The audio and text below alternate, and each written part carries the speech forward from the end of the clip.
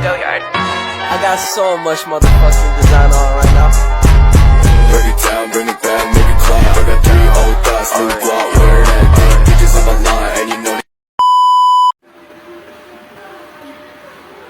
Assalamualaikum warahmatullahi wabarakatuh.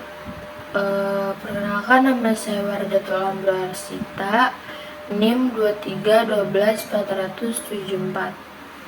Di sini saya akan menjelaskan materi tentang perkembangan Islam pada masa Bani Umayyah.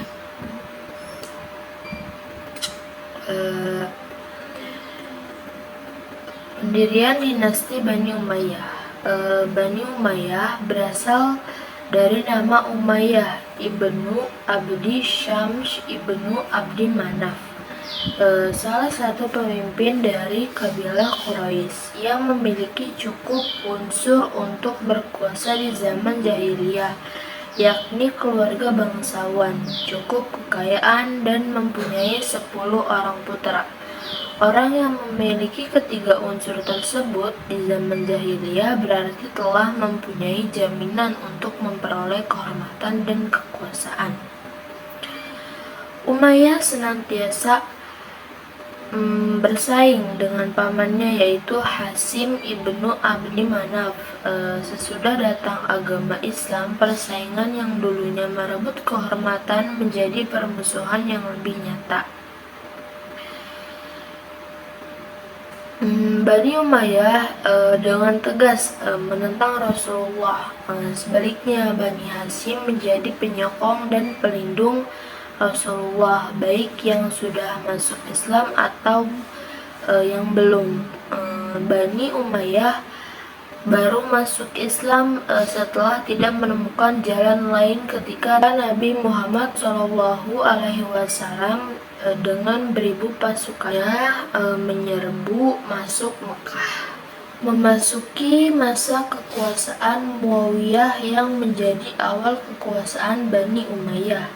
Pemerintahan yang dulunya bersifat demokratis akhirnya merubah menjadi monarki hereditaris, kerajaan yang turun-menurun. Hal ini dimulai ketika Muawiyah mewajibkan seluruh rakyatnya untuk menyatakan setia kepada anaknya Yazid. Dia tetap menggunakan istilah khalifah, namun memberikan interpretasi baru dari kota-kota itu untuk mengagungkan jabatan tersebut, yakni dengan menyebut khalifah Allah, yaitu penguasa yang dianggap oleh Allah. Kekhalifahan Muawiyah diperoleh melalui kekerasan, diplomasi, dan tipu daya, tidak dengan pemilihan atau suara terbanyak. Dinasti Bani Umayyah yang didirikan oleh Muawiyah berumur sekitar 90 tahun. Di samping ekspansi kekuasaan Islam, Bani Umayyah juga banyak berjasa dan membangun di berbagai bidang. Pada masanya, jabatan khusus seorang hakim qadhi mulai berkembang menjadi profesi tersendiri. Qadhi adalah seorang spesialis di bidangnya. Wafatnya Khalifah Ali bin Abi Thalib pada tanggal 12 Ramadan tahun 400 Hijriah atau 661 Masehi karena terbunuh oleh tusukan pedang beracun saat sedang beribadah di Masjid Kufah oleh kelompok Khawarij, yaitu Abdurrahman bin Muljam, menimbulkan dampak politis yang cukup berat bagi kekuatan umat Islam, khususnya para pengikut setia Ali, Syiah. Oleh karena itu, tidak lama berselang umat Islam dan para pengikut Ali bin Abi Thalib melakukan sumpah setia baiat atas diri Hasan bin Ali untuk diangkat menjadi khalifah pengganti Ali bin Abi Thalib. Namun Al-Hasan sosok yang jujur dan lemah secara politik. Ia tidak sama sekali ambisius untuk menjadi pemimpin negara. Ia lebih memilih mementingkan persatuan umat. Nah, hal ini dimanfaatkan oleh Muawiyah untuk mempengaruhi massa untuk tidak melakukan bahaya terhadap Hasan bin Ali, sehingga banyak terjadi permasalahan politik, termasuk pemberontakan-pemberontakan yang diladani oleh Muawiyah bin Abi Sufyan. Oleh karena itu, ia melakukan kesepakatan damai dengan kelompok Muawiyah dan menyerahkan kekuasaannya pada Muawiyah pada bulan Rabiul Awal tahun 41 Hijriah, yaitu atau 661 Masehi. Tahun kesepakatan damai antara Hasan dan Muawiyah disebut Aam Jamaah karena kaum muslimin sepakat untuk memilih suatu pemimpin saja, yaitu Muawiyah ibnu Abi Sufyan. Nah, menghadapi situasi yang demikian kacau dan untuk menyelesaikan persoalan tersebut, Khalifah Hasan bin Ali tidak mempunyai pilihan lain kecuali perundingan dengan pihak Muawiyah. Nah, untuk itu maka dikirimkan surat melalui Amr bin Salmah Al-Arhabi yang berisi pesan perdamaian. Nah, singkat cerita,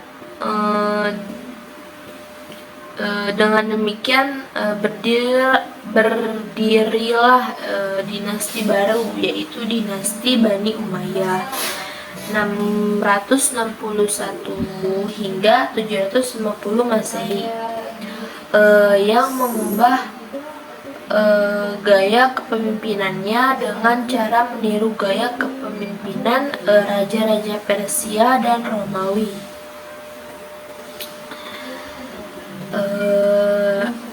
Berupa peralihan kekuasaan kepada anak-anaknya secara turun-menurun. Keadaan ini yang menandai berakhirnya sistem pemerintahan khalifah yang didasari asas demokrasi untuk menentukan pemimpin umat Islam yang menjadi pilihan mereka. Nah, pada masa kekuasaan Bani Umayyah, ibu kota negara dipindahkan Muawiyah dari Madinah ke Damaskus, tempat ia berkuasa sebagai gubernur sebelumnya. Pada masa kekhalifahan Bani Umayyah yang berlangsung dari tahun 661 hingga 750 Masehi memberikan kontribusi besar terhadap perkembangan peradaban Islam. Meskipun seringkali dianggap kontroversial, periode ini menandai kebangkitan berbagai aspek kehidupan di dunia Islam, dari seni dan arsitektur hingga ekonomi dan pengetahuan. Peradaban Islam pada masa Bani Umayyah menyoroti beberapa aspek utama yang membentuk wadah peradaban Islam selama periode ini, yaitu ada ekspansi dan kekuatan politik.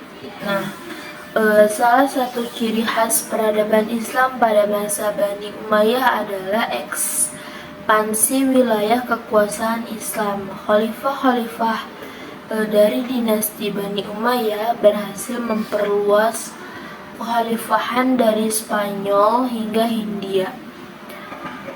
Kekuatan politik yang besar ini tidak hanya meningkatkan pengaruh Islam secara luas, tetapi juga membawa masuknya berbagai budaya dan tradisi ke dalam dunia Islam. Selanjutnya ada pendidikan dan kedudukan ilmu pengetahuan. Pada masa Bani Umayyah, pusat-pusat ilmu pengetahuan dan pendidikan berkembang pesat. Kota-kota seperti Damaskus dan Kufah menjadi pusat kegiatan intelektual yang menarik para ilmuwan, filosof, dan ahli matematika dari berbagai lapisan masyarakat. Perpustakaan besar dibangun dan terjadi perkembangan signifikan dalam ilmu pengetahuan dan filsafat. Selanjutnya ada kekayaan dan perdagangan internasional. Ekonomi pada masa Bani Umayyah mengalami pertumbuhan yang pesat. Penaklukan wilayah-wilayah baru membawa masuknya sumber daya yang melimpah, dan perdagangan internasional berkembang secara signifikan. Pusat-pusat perdagangan seperti Damaskus dan Kufah menjadi pusat kegiatan ekonomi, dan kekayaan yang dihasilkan dari perdagangan ini mendukung pembangunan infrastruktur dan proyek-proyek pemerintah. Selanjutnya, kemajuan dalam kesastraan dan kebudayaan. Pada masa Bani Umayyah, sastra dan kebudayaan Islam berkembang secara substansial, seperti puisi, prosa, dan karya sastra lainnya berkembang sangat pesat. Kebudayaan Arab juga menciptakan warisan seni dan kebudayaan yang penting yang mencerminkan kekayaan dan keberagaman masyarakat pada masa itu. Peradaban Islam pada masa Bani Umayyah mencerminkan keberagaman, kemegahan, dan kebijaksanaan kepemimpinan.